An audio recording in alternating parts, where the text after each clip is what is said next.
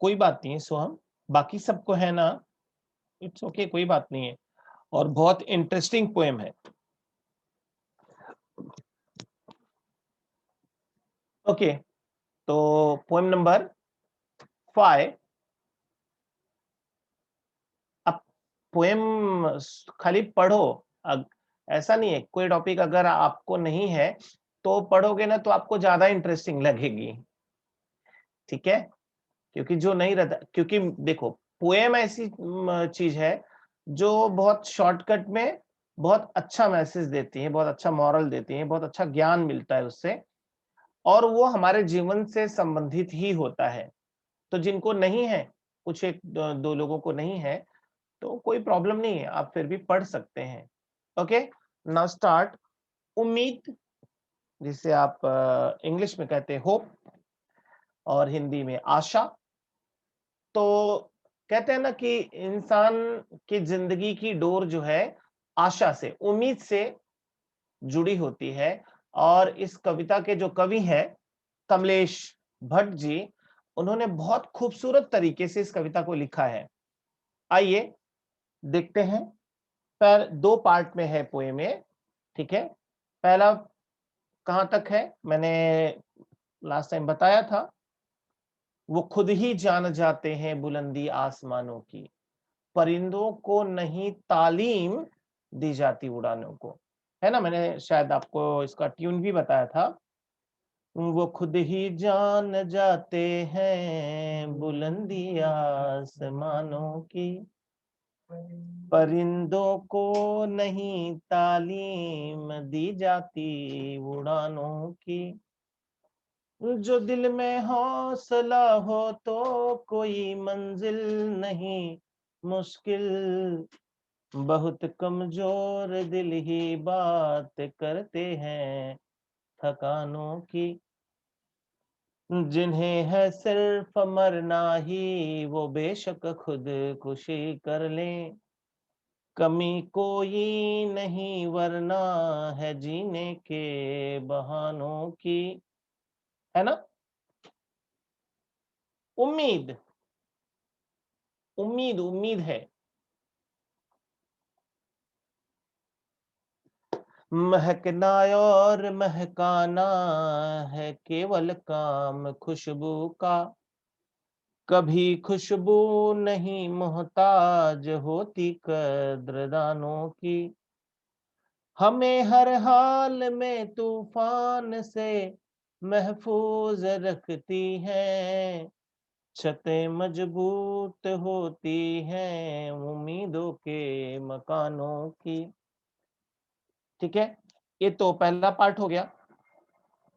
और दूसरा पार्ट भले छोटा है, लेकिन इसमें सोच बड़ी अच्छी कवि ने दी है कि कोई पक्का इरादा क्यों नहीं है, तुझे खुद पर भरोसा क्यों नहीं है, बने हैं पांव चलने के लिए ही, तू उन पांवों से चलता क्यों नहीं है, बहुत संतुष्ट है हालात से क्यों, तेरे भीतर भी गुस्सा क्यों नहीं है, तू झूठों की तरफदारी में शामिल, तुझे होना था सच्चा क्यों नहीं है, मिली है खुदकुशी से किसको जन्नत, तू इतना भी समझता क्यों नहीं है, सभी का अपना है यह मुल्क आखिर, सभी को इसकी चिंता क्यों नहीं है, किताबों में बहुत अच्छा लिखा है, लिखे को कोई पढ़ता क्यों नहीं है ना।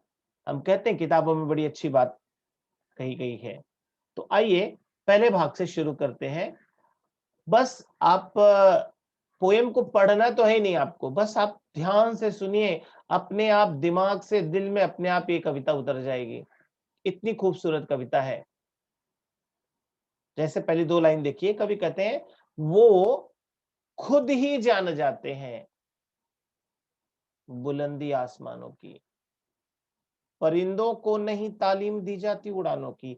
सेकंड लाइन में उदाहरण दिया, समझने वाली बात पहली लाइन है। कवि कहते हैं खुद ही जान जाते हैं, कोई बताता नहीं, अपने आप ही जान जाते हैं। क्या जान जाते हैं, बुलंदी, बुलंदी मतलब ऊंचाई, किसकी, आसमानों की। आसमान में कितने ऊंचे जाना है वो अपने आप जान जाते हैं। बट यहाँ पे प्रॉब्लम क्या है, वो कौन, वो कौन, आप लोग बताओगे। कवि किसको कह रहा है, पक्षी को कह रहा है, परिंदों को कह रहा है? ये वो कौन है जो अपने आप ही बिना बताए ही जान जाते हैं कि मुझे अपनी जिंदगी में कितनी ऊंचाई पे जाना है, आसमान को कितनी ऊंचाई पे जाके मुझे छूना है, कौन है वो? To us.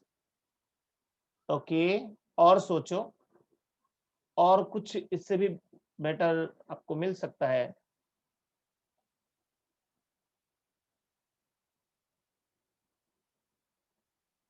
Come on fast.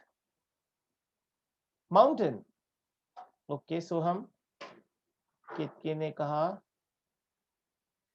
परिश्रमी इंसान। Wow, very nice. सोहम, समझा नहीं मैं। जीत, अच्छा जीत। ओके, ओके, जिसका मुझे परफेक्ट लग रहा है, केतकी ने थोड़े हद तक सही बताया है। डेनियल ने कहा can you tell the question of, okay. यहाँ पे मैंने फर्स्ट लाइन अगर आपने पढ़ा होगा तो खुद ही जान जाते हैं बुलंदी आसमानों की। आसमान की बुलंदी, बुलंदी मीन्स ऊंचाई, हाइट। कवि कहते हैं कमलेश जी कि वो व्यक्ति तो अपने आप जान जाता है कि मुझे अपनी जिंदगी में कितनी ऊंचाई पे जाना है, कितनी तरक्की करना है, लेकिन वो कौन, मैंने ये क्वेश्चन पूछा, वो कौन?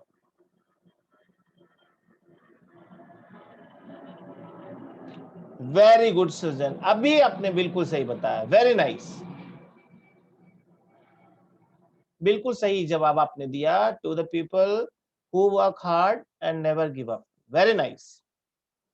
केतकी ने भी बिल्कुल सही बताया था।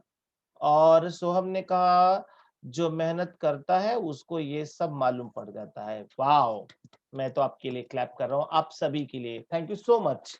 बहुत अच्छा बताया आप लोगों ने कि कवि ने यहाँ पर बताया, एक एग्जाम्पल दिया। भाई वो पक्षी है ना, परिंदा है, वो अंडा फूटता है, निकलता है, थोड़ा बड़ा होता है, उसके शरीर में बाल आने लगते हैं, पंख थोड़े से मजबूत हो जाते हैं, तो वो नेचुरली अपना पंख फड़फड़ाना शुरू कर देता है और 1-2 बार उड़ता है, गिरता है, उठता है, फिर गिरता है, फिर उड़ता है, लेकिन कोशिश बंद नहीं करता है और फाइनली 2-4 घंटे की मशक्कत के बाद वो उड़ना सीख जाता है। उसके मम्मी-पापा उसको ट्रेनिंग नहीं देते, बेटा चलो तुमको भी उड़ना हम सिखाते हैं। जैसे हमको भेज देते हैं मम्मी-पापा, जाओ ड्राइविंग सीख के आओ। थोड़ा सीखना, अच्छे से सीखना संभाल के, फिर तुमको लाइसेंस मिल जाएगा। बट हमको पता है ना, पक्षियों को क्या लाइसेंस मिलता है उड़ने का? नहीं ना। उनको सिखाता कौन है? नेचुरली वो खुद ही सीख जाते हैं। तो कवि कहना चाहते हैं कि जिस तरह से पक्षी को उड़ने की तालीम नहीं दी जा सकती है, उड़ने की शिक्षा नहीं दी जा सकती है, वैसे ही जो जिंदगी में एम्बिशियस होते हैं, जो महत्वाकांक्षी होते हैं, जिनको बहुत ऊंचाई पर जाने की चाहत होती है, जो हार्ड वर्क में बिलीव करते हैं, जिनको पता है कि जीवन में जो भी हासिल करना है, उसके लिए मेहनत तो करनी ही करनी है, और ऐसे व्यक्ति अपने आप ही उस ऊंचाई को हासिल कर लेते हैं। कोई उनको सिखाता, कोई बताता, कोई मोटिवेट नहीं करता है कि तुमको ये लक्ष्य हासिल करना है। वो खुद ही अपना लक्ष्य भी डिसाइड करते हैं, वो अपनी मेहनत भी खुद ही करते हैं और अपनी लगन से वो उस ऊंचाई को हासिल भी कर लेते हैं। उम्मीद करता हूं आपको दोनों लाइन समझ में आई होगी।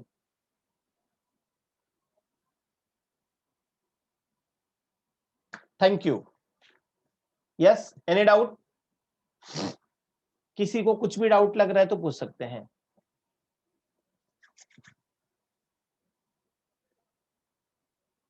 बुलंदी मतलब ऊंचाई। ऊंचाई अच्छा शब्द लिखो, शिखर मत लिखो। शिखर का मतलब पीक होता है, चोटी होता है, लेकिन बुलंदी मतलब ऊंचाई। परफेक्ट वर्ड है, तो प्लीज वही लिखना। और ये रहा आपका भावार्थ, मैं रीड कर देता हूं। परिंदा मतलब पक्षी, मैंने बताया, ठीक है। और तालीम मतलब शिक्षा। दोनों उर्दू शब्द हैं, परिंदा भी और तालीम भी। तो परिंदा, शोले फिल्म देखी है ना, उसमें कहते हैं ना कि मेरे जेल में परिंदा भी पर नहीं मार सकता है है ना। परिंदा मतलब पक्षी और तालीम मतलब शिक्षा। क्लियर? चलो मैं भावार्थ रीड करके सुना देता हूं आपको। कवि कहते हैं कि पक्षियों को कभी उड़ने की शिक्षा नहीं दी जाती है, वे खुद ही आसमान की ऊंचाई को जान जाते हैं, अर्थात उड़ते उड़ते आसमान की बुलंदियों तक जा पहुंचते हैं। इसी प्रकार कर्मठ, कर्मठ मतलब कर्मशील, काम करने वाला, परिश्रमी व्यक्ति को किसी सहारे की जरूरत नहीं पड़ती है, वो किसी की मदद नहीं लेते हैं, वे स्वयं ही हर ऊंचाई को प्राप्त कर लेते हैं। क्लियर? यस सुजन, एनी डाउट? नो ना? ओके, चलो नेक्स्ट लाइन में चलते हैं। अभी अगली लाइन तो और पावरफुल है। क्या कहते हैं? जो दिल में हौसला हो तो कोई मंजिल नहीं मुश्किल। अगर दिल में हौसला है तो मंजिल कोई भी मुश्किल नहीं है। लाल किला फतह कर सकते हैं बहुत कमजोर दिल ही बात करते हैं थकानों की। थकान समझते ना, टायर्ड, थक गए हैं, अब नहीं हो पाएगा, अब मैं आगे नहीं बढ़ पाऊंगा। हाँ, टायर्डनेस, यस। तो कवि कहते हैं कि जो दिल में हौसला हो, अगर हमारे दिल के अंदर हौसला है, उम्मीद है कि मैं ये काम बेशक कर सकता हूं, इसमें मुझे कुछ भी शंका नहीं है, तो आप डेफिनेटली वो काम कर सकते हो, है ना। हौसला है कि मुझे तो इस बार के एग्जाम में एकदम फुल मार्क्स लाना है। आपके अंदर अगर हौसला है, खाली बड़ी बड़ी बात नहीं, हाँ, हौसला है, तो आप कर सकते हो। उम्मीद, नम्रा, उम्मीद, ठीक है। लेकिन इसके ऑपोजिट एक बात कहते हैं कि भाई देखो, अगर आपके अंदर हौसला है तो आपके लिए कोई भी मंजिल, कोई भी लक्ष्य, कोई भी डेस्टिनेशन डिफिकल्ट हो ही नहीं सकता है, मुश्किल हो ही नहीं सकता है, कठिन हो ही नहीं सकता है। तो बोले भाई किसके लिए मंजिल कठिन है? बोले जो बहुत कमजोर होते हैं, जो हमेशा थकने की बात करते हैं, जो हमेशा रोना रोते रहते हैं। अरे मैं इतना काम करता हूँ फिर भी इतना कम मिलता है, मैं इतना खाना बनाने में इतना मेहनत करता हूँ फिर भी मुझे पेट भर खाना नहीं मिलता है, मैं नौकरी में 12 घंटे मेहनत करता हूँ फिर भी मुझे अच्छी सैलरी नहीं मिलती है, हर चीज में उनको रोना। वो लाइफ में हमेशा नेगेटिव बात करेंगे, पॉजिटिव नहीं होंगे। कौन? जो कमजोर होते हैं अंदर अंदर से, है ना, वो हमेशा डरने की बात करते हैं। कुछ लोग बोलते हैं ना, अरे एक दिन तो मरना ही है, तो फिर किसके लिए कमाएं, किसके लिए करें। कुछ लोग कहते हैं अरे नसीब में तो अपने ऐसे ही रहना है, गरीबी ही लिखा है। तो जब नसीब के हिसाब से चलोगे तो लाइफ में तुम्हें कुछ नहीं मिलेगा, खाली नसीब पे रो सकते हो। लेकिन कभी हम ये नहीं सोचते हैं कि शायद मेरे नसीब में मेहनत करना लिखा हो, क्योंकि मेहनत जो है वो हमारी तकदीर की चाबी है। हर एक तकदीर का ताला खोल सकती है मेहनत।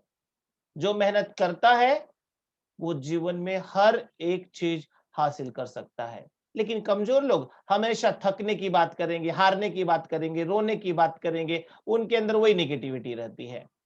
समझा?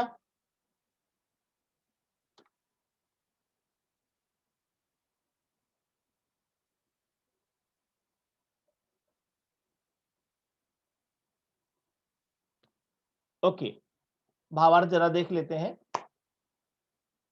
कवि कहते हैं, यदि दिल में साहस है, दिल में हिम्मत है, तो किसी भी लक्ष्य को हासिल करना कठिन नहीं है।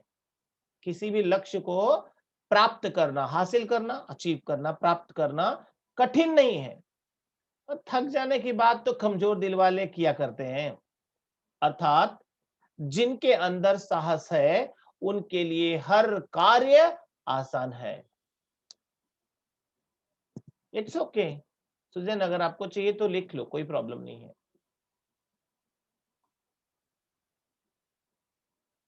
छोटे छोटे हैं लेकिन बहुत मीनिंगफुल है।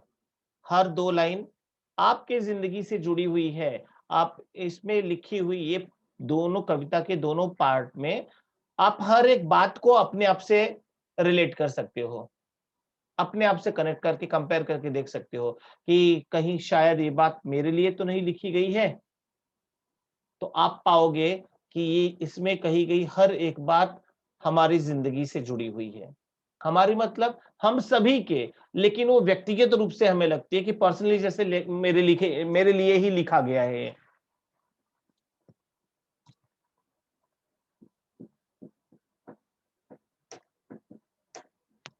गुड।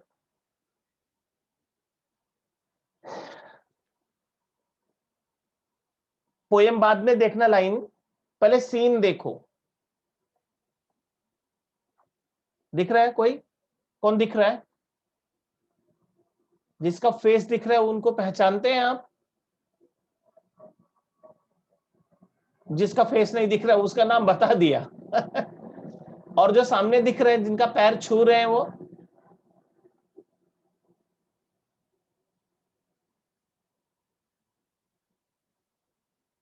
अरे जो पैर छू रहा है वो नहीं। No no no no no Sujan, उनके गुरु हैं रमाकांत आचरेकर।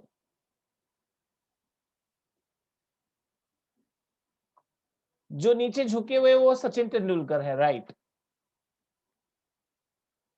हाँ हाँ, यस, इशिता राइट। अब आप पोएम की लाइन को देखो और इस सीन का मीनिंग जो है, जो अर्थ है, उसे कंपेयर करो। और ये सीन तब की है जब वो बीमार थे और पैरालाइज हो गए थे, ठीक है? और आप देख रहे हैं ना, उनके उनका एक हाथ मुड़ा हुआ है।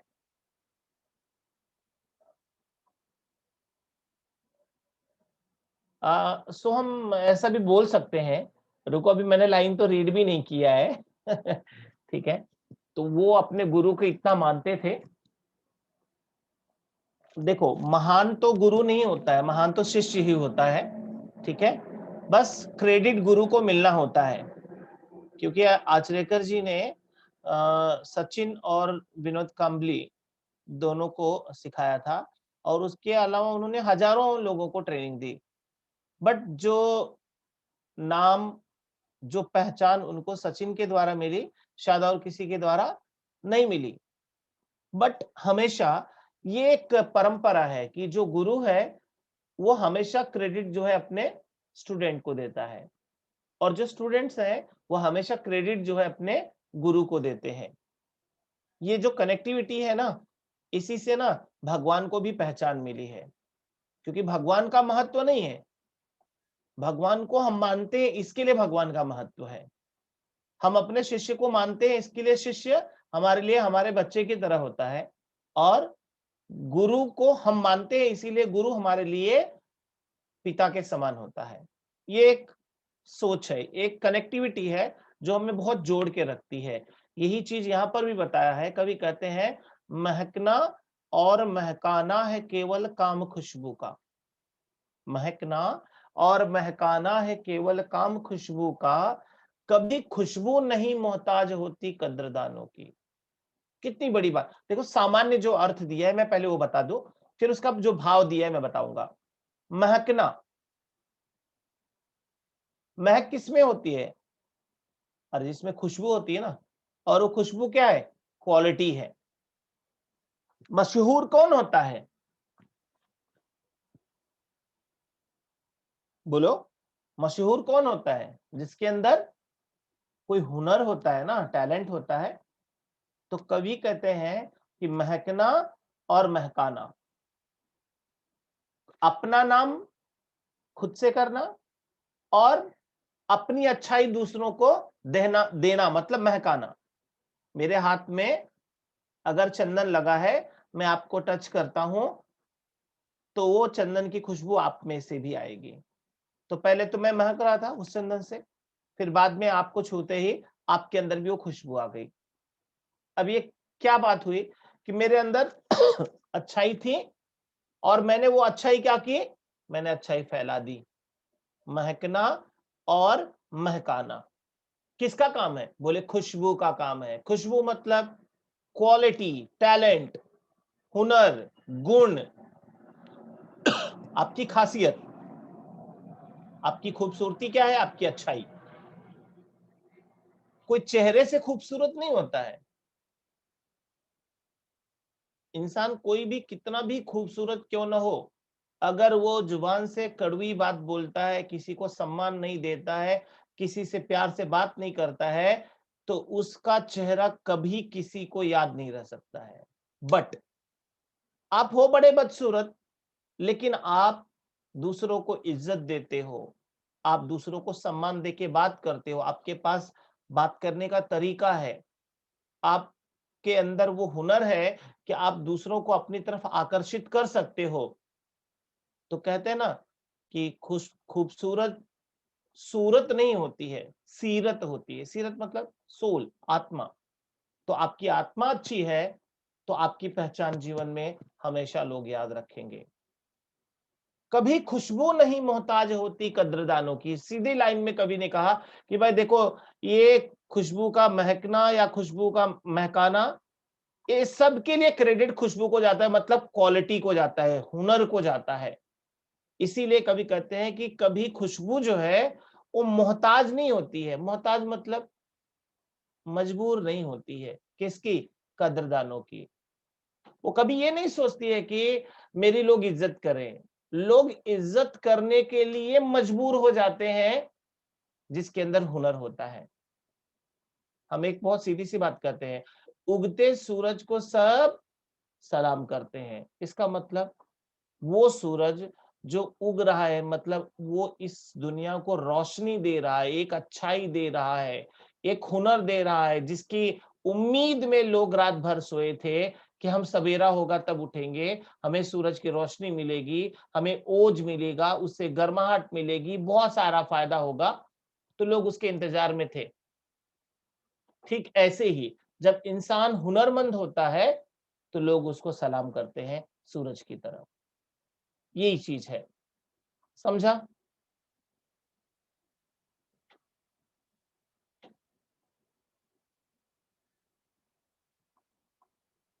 मोहताज का मतलब वंचित या अलग या दूर। कदरदान मतलब जो आपकी अच्छाइयों को समझ सके, आपके हुनर को समझ सके, आपके गुणों का प्रशंसक हो। कवि कहते हैं खुशबू का काम तो केवल महकना और चारों तरफ अपनी महक को, अपनी खुशबू को फैलाकर लोगों को अपने सुगंध से भर देना है।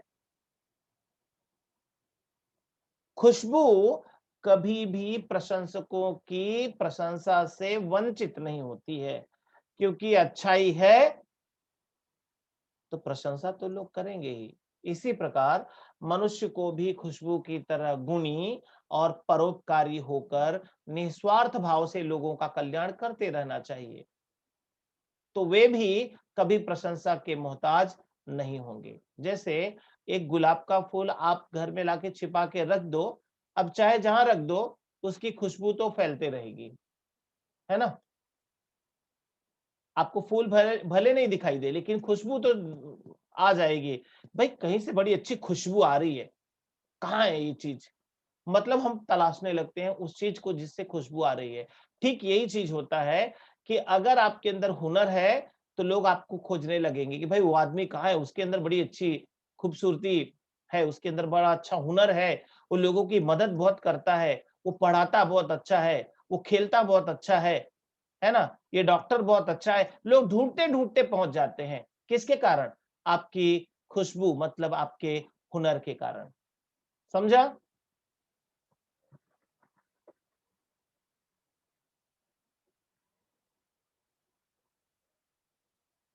Any doubt? सृजन हो गया? भावार्थ? भावार्थ डन? ओके। अब देखिए, ये सीन उनके लिए है जो जरा जरा सी बात पे, जरा जरा सी समस्याओं से घबरा जाते हैं। उनके लिए ये बात कवि ने कही, कमलेश जी ने क्या कहा? हमें हर हाल में तूफान से महफूज रखती है।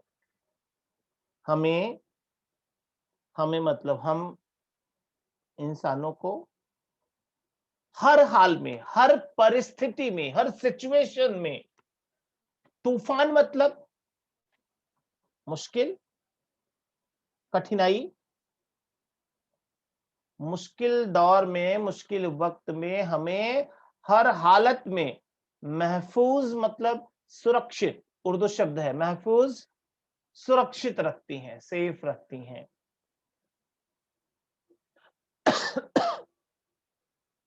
छतें मजबूत होती हैं,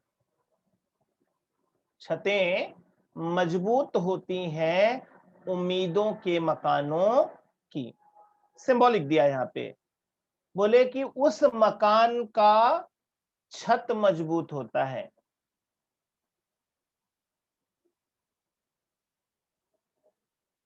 कौन से मकान का?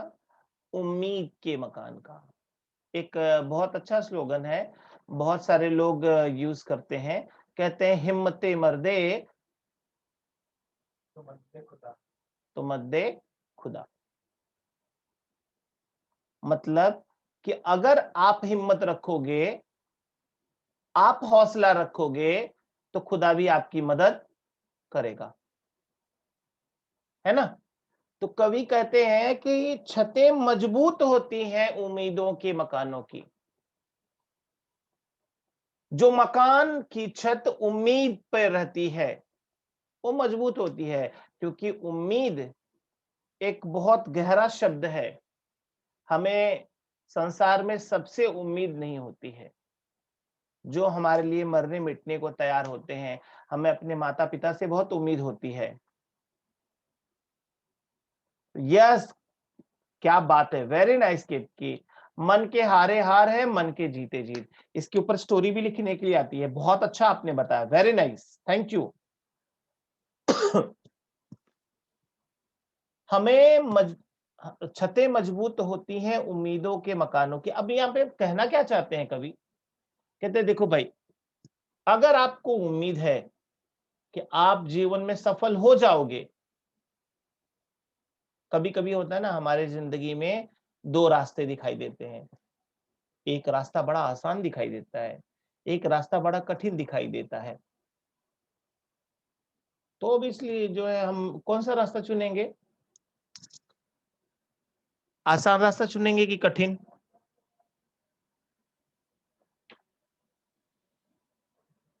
आसान चुनेंगे, यस, है ना। लेकिन आसान रास्ते पे चलने पे बहुत सारे नुकसान हैं, बहुत सारे नुकसान हैं।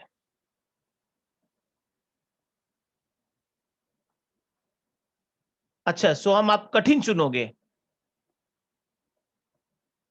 कठिन, कठिन चुनोगे, ओके। देखो, आसान रास्ते पे जाओगे, आराम से चलते चले जाओगे, है ना, बड़ा सुख होगा और बिल्कुल चलते चले जाओगे, बट आपको एक चीज नहीं मिलेगा। क्या? रास्ता तो मिलेगा, आपको मंजिल कभी नहीं मिलेगी। मंजिल मिलेगी तो आपको पहचान नहीं मिलेगी, समझे। लेकिन जो कठिन रास्ते पे जाते हैं, तो उनके जिंदगी में बहुत सारी मुश्किलें आती हैं, और वो मुश्किलें इंसान को सोना बना देती हैं। सोना, कैसे सोना? कहते हैं ना, सोना तो तब चमकता है ना जब उसको आग में खूब तपाया जाता है।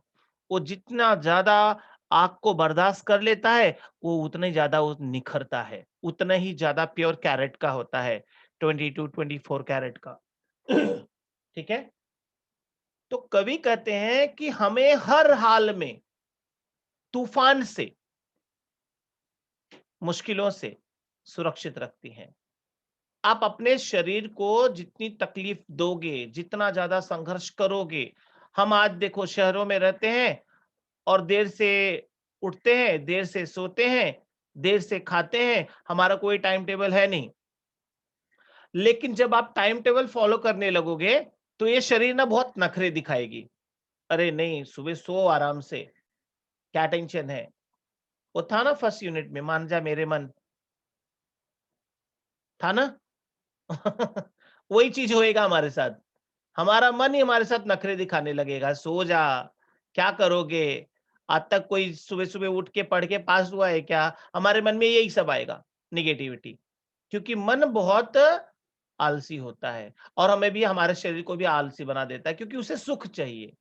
लेकिन जो उस सुख को भूलकर सिर्फ शुरुआत के 14 साल से 24 साल के बीच में जो सिर्फ मेहनत करता है, उसको जिंदगी में फिर मेहनत नहीं करना पड़ता है। उसकी पूरी लाइफ ऐश। इसीलिए कवि ने कहा कि हर हाल में मुश्किलों से हमें महफूज कौन रख सकता है, सुरक्षित कौन रख सकता है? बोले जो मकान उम्मीद के सहारे होता है। उम्मीद है, तो कहते हैं उम्मीद पे तो दुनिया भी कायम है। सारी दुनिया उम्मीद पे चल रही है ना? हमको उम्मीद है कल हम जिएँगे, इसीलिए हम फ्यूचर की प्लानिंग कर रहे हैं, हम पैसा कमा रहे हैं, हम सेविंग कर रहे हैं, हम प्लॉट खरीद रहे हैं, हम ये खरीद रहे हैं, वो खरीद रहे हैं, हम बहुत फ्यूचर की प्लानिंग में लगे हुए हैं, है ना? हम इसीलिए एलआईसी भी करा लेते हैं, हम इसीलिए मेडिक्लेम भी ले लेते हैं, क्योंकि ज़िंदगी के साथ भी ज़िंदगी के बाद भी। है ना? हमको फ्यूचर की बहुत चिंता होती है, प्रेज़ेंट की चिंता नहीं होती है। आज कोई नहीं करना चाहता है। यही चीज़ कवि ने यहाँ पे बताया है कि उम्मीद है तो दुनिया है। बस इतना समझ लो। महफ़ूज़ मतलब सुरक्षित, मैंने अभी आपको मीनिंग बताया। उम्मीद का मतलब तो आप जानते ही हैं, मैंने स्टार्टिंग में बताया था। आशा, भरोसा, होप, भावार्थ देखते हैं। समझा ना सबको? कवि कहते हैं कि मनुष्य को पूरी उम्मीद के साथ आगे बढ़ना चाहिए। जीवन में आने वाली मुसीबतों और परेशानियों के तूफान से ये उम्मीद ही उन्हें सुरक्षित रखती है। इसलिए मनुष्य को कभी निराश नहीं होना चाहिए, क्योंकि उम्मीद की छतें बड़ी मजबूत होती हैं। उम्मीद है तो आप सुरक्षित हो। वो एक अकबर और बीरबल की कहानी आप लोगों ने सुना होगा ना, कि एक आदमी को किसी कारण से सजा हुई और सजा अकबर ने क्या दिया कि तुम रात भर, ठंडी का महीना है, इस मेरे महल के बाहर जो नीचे तालाब है, तालाब में तुम खड़े रहोगे पानी में। तो बोला ठीक है। रात भर खड़ा रहा और महल के ऊपर जो है एक दीपक जल रहा था। पूरी रात वो दीपक को देखता रहा और ठंड से काँपता था, लेकिन दीपक देख के ये महसूस करता था कि जैसे वो दीपक की गर्मी मुझ तक आ रही है। सुबह जैसे-तैसे उसको बाहर निकाला गया तालाब से और जो है उसको अकबर के सामने पेश किया गया। हाँ, तो पेश किया गया। तो अकबर ने पूछा, "भाई बहुत ठंडी थी रात को। अरे तुम तालाब में खड़े-खड़े तुम ज़िंदा कैसे बच गए?" तो बड़ा खुश हुआ और उसने कहा, "साहब वो आपके महल के पास दीपक जल रहा था, बस उसी दीपक के सहारे मैं ज़िंदा रहा।" बोले, "अरे रे! फिर तो तुमने बहुत चीटिंग की, धोखा दे दिया।" क्योंकि उस दीपक की गर्मी से तुम जिंदा थे, नहीं तो तुम मर जाते। तो बोले नहीं नहीं, बस मैं उसकी उम्मीद पे जिंदा था कि वो मुझ तक गर्मी पहुंचा रही है। तो बोले इसको फांसी लटका दो, इसने मेरे साथ धोखा किया। समझे? उम्मीद के सहारे, मैं बहुत कहानी के डीप में नहीं जाना चाहता हूं, बट उम्मीद के सहारे आदमी जिंदा रह गया। ऐसे ही अगर आप उम्मीद रखोगे, भरोसा रखोगे खुद के ऊपर, अपनी काबिलियत पर भरोसा रखोगे, तो आप जीवन में जो भी काम करोगे उसमें आपको सिर्फ एक ही चीज मिलेगी और वो है सफलता। अगली पार्ट पे आते हैं हम, सेकेंड पार्ट। कवि कहते हैं कोई पक्का इरादा क्यों नहीं है, तुझे खुद पर भरोसा क्यों नहीं है। लाइफ में बहुत कंफ्यूज लोग भी होते हैं ना। आज सोचते हैं सोच रहा हूं कि नौकरी कर लेता हूं, पैसा नहीं है। फिर कुछ दिन का बोलते हैं, अरे नहीं यार नौकरी से कुछ होने वाला नहीं है, सोच रहा हूँ कोई बिजनेस कर लेता हूँ। ठीक है, वो बड़े कंफ्यूज होते हैं लाइफ में। तो कवि ने उनको सीख देते हुए कहा कि भाई तुम्हारी जिंदगी में कोई इरादा पक्का क्यों नहीं है। इरादा मतलब आपके विचार पक्के क्यों नहीं है, आप लाइफ में कंफ्यूज क्यों हो।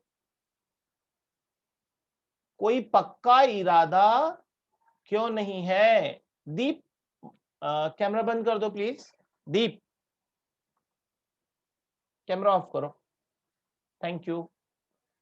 तो कोई पक्का इरादा क्यों नहीं। अच्छा, वो पक्का भरोसा नहीं है, लेकिन दूसरों पे तो छोड़ो, तुझे खुद पर भरोसा क्यों नहीं। भाई दूसरों पे भरोसा करो ना करो अलग बात है, अरे खुद पे तो भरोसा करो। क्योंकि जिसको खुद पर भरोसा नहीं है वो दुनिया में कभी किसी पे भरोसा कर सकता है।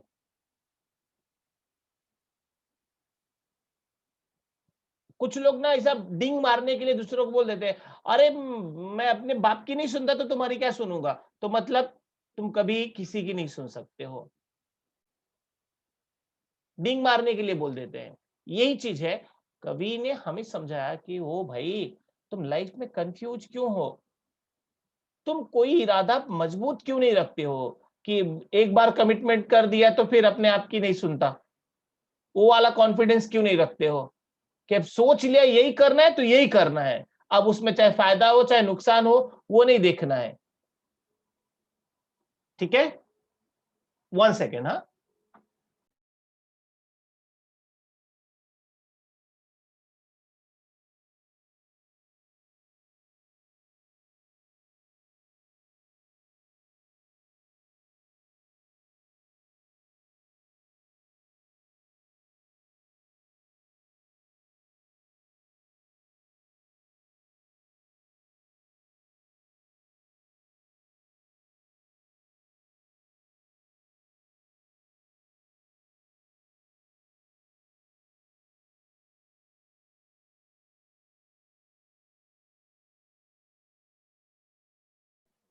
Sorry students.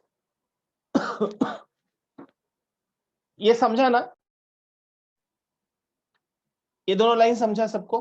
देखो इरादा मतलब विचार, सोच, हमारा फैसला। कवि मनुष्य से कहते हैं जीवन में कुछ करने के लिए या लक्ष्य प्राप्त करने के लिए तुम्हारे अंदर पक्का इरादा क्यों नहीं है। अगर तुम कुछ करना चाहते हो जीवन में, कुछ लोग ना पढ़ाई करते हैं, अभी देखो हम मैं आप लोग की एज की बात करता हूँ, पढ़ाई करते हैं बट ये नहीं सोचते कि पढ़ाई में किस लिए कर रहा हूँ, मुझे क्या करना है जीवन में, क्या बनना है। पहले से प्लान करो कि आपको करना क्या है लाइफ में। ठीक है, और फिर उसी हिसाब से पढ़ो। देखो 10th तक तो ना आपको हर एक चीज अटेंड करना है, सब कुछ पढ़ना है, लेकिन सब देखो जब आप खाने में आप वहां पे सेलेक्ट कर सकते हो आपको क्या खाना है क्या नहीं खाना है, जहां पे आपको वैरायटी दी जाती है। तो 10th तक आपको वैरायटी दी जाती है, जरा सब पढ़ो देखो तो। फिर बाद में 11th 12th में अब आपके पास चॉइस है, आप क्या लेना चाहोगे, ये सब सब्जेक्ट में क्या आपको पसंद आया, तब आपको वहां पे साइंस कॉमर्स आर्ट्स फिर वहां पे आपको सिलेक्ट करने का मौका मिलेगा। बट अभी आप तो एकदम कि मुझे, आप ना 10th तक बोल नहीं सकते हो सर ये बोरिंग लगता है सब्जेक्ट, ये मेरा फेवरेट है। सॉरी, ऐसा कभी मत बोलो। आपको हर एक सब्जेक्ट को इत्मीनान से, तसल्ली से और ईमानदारी से पढ़ना है। क्योंकि ये 10th तक की जो पढ़ाई होती है ना, आपकी पूरे लॉन्ग लाइफ, पूरी जिंदगी आपको काम देती है, पूरी जिंदगी। चाहे आप जॉब करो चाहे बिजनेस करो कुछ भी करो, पूरी जिंदगी काम आएगी, आपके जीवन में भी काम आएगी, भले जॉब में नहीं काम आए। तो इसके लिए 10th तक किसी भी विषय को आप इग्नोर मत करो। इसीलिए कि तुम्हें खुद पर भरोसा नहीं है, पहले भरोसा करो खुद पे, दूसरों को अपने आप पे भरोसा हो जाएगा। बने हैं पांव चलने के लिए ही। क्या कहते हैं कवि, ये पैर ईश्वर ने क्यों दिया है? कबड्डी खेलने के लिए नहीं, चलने के लिए। चलने का मतलब आगे बढ़ने के लिए, क्योंकि जब हम अपने पैरों पे खड़ा होना शुरू करते हैं 2 साल में, तो हमको कभी भी माँ बाप उंगली पकड़ के पीछे चलना नहीं सिखाते हैं, आगे चलना। आगे बढ़ो, आगे बढ़ो, आगे चलो, तेज चलो, दौड़ो, भागो, आगे निकलो। लाइफ में कंपटीशन में रहो आप हमेशा सबसे बेहतर बनो, सबसे तेज रहो। इसीलिए तो हम पैरों का उपयोग करते हैं चलने के लिए। कहां? आगे, मतलब सफल होने के लिए। कवि क्या कहते हैं? बने हैं पांव चलने के लिए ही। ये पैर जो मिला है वो चलने के लिए मिला है। तो बोले तू उन पांवों से चलता क्यों नहीं है? मतलब तुम जीवन में आगे बढ़ने का प्रयास करते क्यों नहीं हो? अगर तुम्हें ईश्वर ने इतना टैलेंटेड बनाया है, तुमको हाथ दिया है, पैर दिया है, आत्मनिर्भर, यस, वेरी नाइस, आत्मनिर्भर बनो, सेल्फ डिपेंडेंट हो जाओ। क्योंकि जो अपने भरोसे रहते हैं वो कभी किसी को शिकायत नहीं करते हैं। कुछ लोग बाद में बोलते हैं ना, खुद मेहनत नहीं करने के बाद बोले मेरे बाप ने मेरे को पढ़ाया नहीं, माँ तो मुझे बहुत डांटती थी, होमवर्क करो तो भी मार खाता था, इसीलिए मैंने पढ़ाई छोड़ दिया, माँ बाप के कारण छोड़ दिया। हम खुद को कभी ब्लेम ही नहीं करते हैं कि मैंने क्या किया। लेकिन जो आत्मनिर्भर होते हैं ना, जो अपने जिम्मेदारी पे रहते हैं, वो जीवन में कभी किसी से शिकायत नहीं करते हैं, किसी को शिकायत नहीं करते हैं। क्योंकि वो अच्छा हुआ, जैसे जब हम खाना बनाते हैं तो किसी को अच्छा लगे या ना लगे, लेकिन हमको सबसे अच्छा लगता है जब हम खाना बनाते हैं तो सबसे ज्यादा टेस्टी लगता है। और खराब भी बना ना तो हम किसी को बोल भी नहीं सकते हैं क्या बना दिया है, रोटी उठा के फेंक नहीं सकते हैं, जलिए तो भी हम पापड़ समझ के खा लेंगे उसको। बने हैं पांव चलने के लिए ही, तू उन पांवों पे चलता क्यों नहीं है? भावार्थ देख लीजिए। कवि मनुष्य से कहते हैं तुम्हें चलने के लिए 2 पैर बने हैं, अर्थात ईश्वर ने तुम्हें 2 पैर दिए हैं, तो तुम उन पैरों पर चलते क्यों नहीं हो? यहाँ कवि का तात्पर्य यह है कि तुम अपने पैरों का उपयोग करके अपने लक्ष्य को क्यों नहीं प्राप्त करते हो? अर्थात आप खुद से कोशिश क्यों नहीं करते हो? आप खुद से प्रयास क्यों नहीं करते हो अपने लक्ष्य को प्राप्त करने के लिए? अर्थात मनुष्य को आत्मनिर्भर होना चाहिए। थैंक यू केतकी, देखिए आपके वर्ड आ गए यहाँ पे। और पहले ही आपको अगर समझ में आ गया तो इसका मतलब है कि आप पोएम में बिल्कुल इन्वॉल्व हो और एकदम बहुत इत्मीनान से आप कविता सुन रही हो। और इसके लिए सब आप सभी स्टूडेंट्स धन्यवाद के पात्र हैं। आगे बढ़े, यहां तक हो गया भावार्थ सुजन? ओके, चलो। बहुत संतुष्ट है हालात से क्यों? कुछ लोगों को लाइफ में होता है ना, हर एक चीज से कॉम्प्रोमाइज करना हम सीख लेते हैं। कॉम्प्रोमाइज करने से क्या होता है, लाइफ में हर सिचुएशन से कॉम्प्रोमाइज करना, तकलीफ है, ठीक है, झेलने की आदत पड़ जाएगी, है ना? मार पड़ी, सहने की आदत पड़ जाएगी, डांट पड़ी, सुनने की आदत पड़ जाएगी। तो आपकी अगर आदत पड़ गई तो लाइफ में आप हर एक चीज से कॉम्प्रोमाइज करने लगोगे, जो कि सही नहीं है। इसीलिए कवि ने कहा कि बहुत संतुष्ट है हालात से क्यों? आप परिस्थितियों से संतुष्ट क्यों हो इतने? थोड़े पैसे मिल गए, बस बहुत है। थोड़ा मेहनत कर लिया, बस बहुत है। थोड़ी तरक्की कर ली, बस बहुत है। तो वो बहुत बहुत नहीं है। आप कभी भी लाइफ में सेटिस्फाई मत हो, क्योंकि आप जितनी ज्यादा भूख बढ़ाओ, अपनी भूख बढ़ाओगे, उतनी ज्यादा आपको चीजें मिलेंगी। कहते हैं ना कि अगर आपको अपनी इनकम बढ़ानी है तो पहले क्या करो, बोलते खर्च बढ़ा दो। किसका एग्जाम्पल? इसका, कॉम्प्रोमाइज का।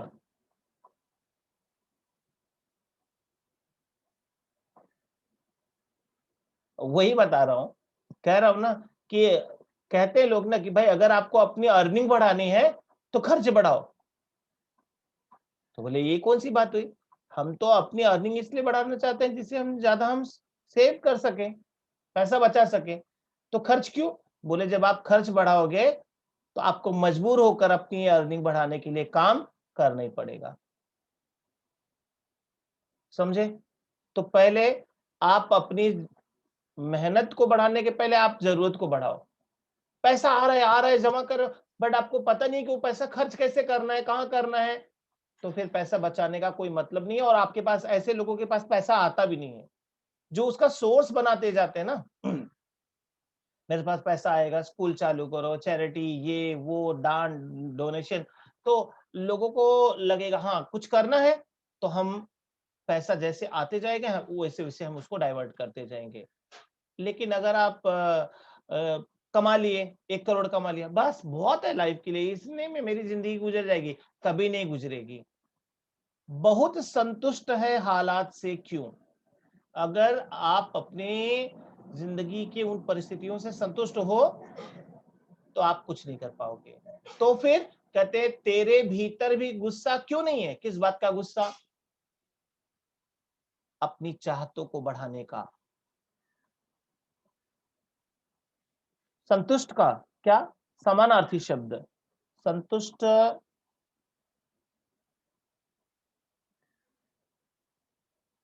संतुष्ट के लिए अच्छा शब्द है संतुष्ट, क्या बोलते हैं संतुष्ट को? जो सेटिस्फाई है ना, उसी को, जिसकी इच्छाएं पूरी हो गई हो, उसके लिए होता है तृप्त होना। हाँ, तृप्त, तृप्ति। ठीक है, हालात, परिस्थिति, सिचुएशन, बस यही लास्ट। हाँ, इसके आगे बाद में कभी मनुष्य से कहते हैं कि तुम अपनी परिस्थितियों से बहुत संतुष्ट क्यों हो? तुम्हारे भीतर भी कुछ कर गुजरने का, अर्थात उन्नति करने, तरक्की करने का आक्रोश क्यों नहीं है? यहाँ कवि का तात्पर्य यह है कि मनुष्य को परिस्थितियों का दास नहीं होना चाहिए। आप हालात में ढलो मत, उसे बदलने का प्रयास करो। कि मेरे पिताजी भी गरीब थे, मैं भी गरीब हूँ, बस ऐसी गरीबी में जिंदगी बीत जाएगी, कभी नहीं। आप चाहोगे तो आज ही जिंदगी बदल जाएगी। तो इसीलिए कवि ने कहा कि मनुष्य को परिस्थितियों का दास नहीं होना चाहिए, बल्कि उनसे संघर्ष करते हुए आगे बढ़ना चाहिए। यहाँ तक कोई डाउट? इसके आगे नेक्स्ट लेक्चर में कंटिन्यू करूंगा मैं। ठीक है, और भी ग्रामर और राइटिंग स्किल के डाउट्स देख के रखना, जिसका रिवीजन चाहिए मैं नेक्स्ट लेक्चर में कंटिन्यू कर दूंगा। Okay, bye, take care.